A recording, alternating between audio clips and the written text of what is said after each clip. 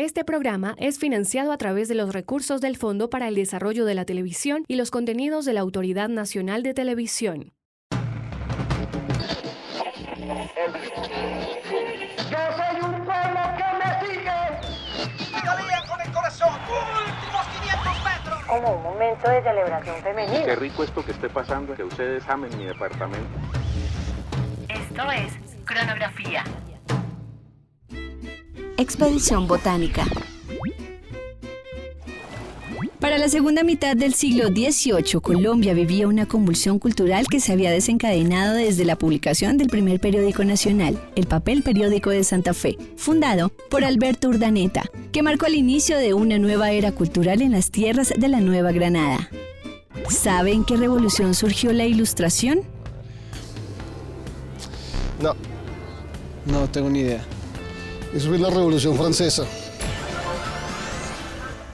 La Ilustración surgió en el corazón de la Revolución Francesa y se desarrolló como un movimiento cultural y científico con el que se buscaba la transformación de la vida humana. La Ilustración tocó a la puerta del Nuevo Mundo por los viajes intercontinentales que traían españoles y llevaban criollos y mestizos. La Ilustración forjó los cimientos intelectuales que años más adelante fundamentaron las ideas de la Revolución y la Independencia, por lo cual se le puede llamar la contracultura del siglo XIX. Y la monarquía española, dentro de ese contexto, se preocupó mucho con ciertos cambios y mejoras que llevaran al mundo práctico. Y en eso propició, por ejemplo, el estudio de las plantas, especialmente el de las plantas en América, con un interés científico, por supuesto, pero también con un interés, llamemos, pecuniario. Era conocer las plantas para poder derivar de ellos medicamentos o comercio y efectos de tipo práctico.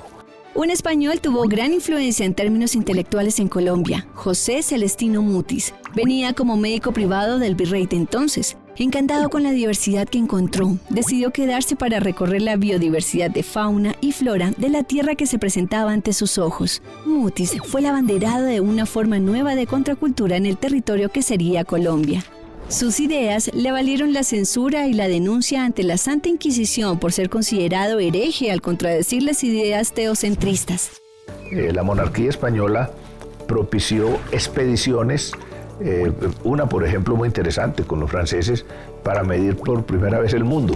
La corona española propició aquí en Santa Fe de Bogotá y en algunas otras partes, en 2 o 3 partes del Imperio Español, grupos de estudio, y aquí creó un núcleo de gente joven que había en el país muy interesada en el estudio, y se formó lo que se llamó la Expedición Botánica.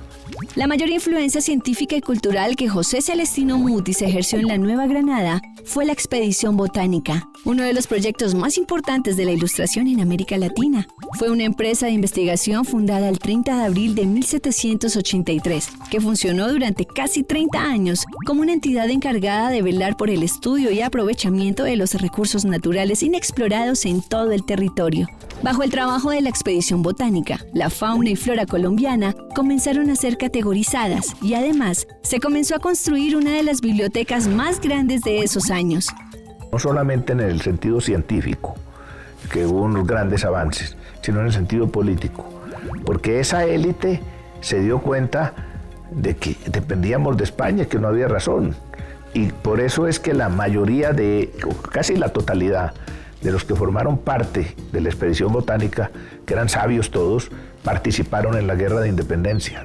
En el centro de la expedición se formaron intelectualmente muchos personajes criollos que se convirtieron después en los ejes primordiales del movimiento del 20 de julio de 1810. Aunque el propósito de Mutis no era el de formar revolucionarios independentistas, la biblioteca que albergó entre las paredes de la Expedición Botánica fue fundamental para la concepción y el desarrollo de la revolución independentista en tierras colombianas.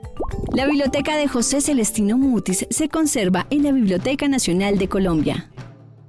Cosas que realmente nos den conocimientos y nos refresquen mucho la memoria y que vayamos un poquito más de lo que está pasando en el mundo de nuestra historia, casi no hay programas. Este programa fue financiado a través de los recursos del Fondo para el Desarrollo de la Televisión y los Contenidos de la Autoridad Nacional de Televisión.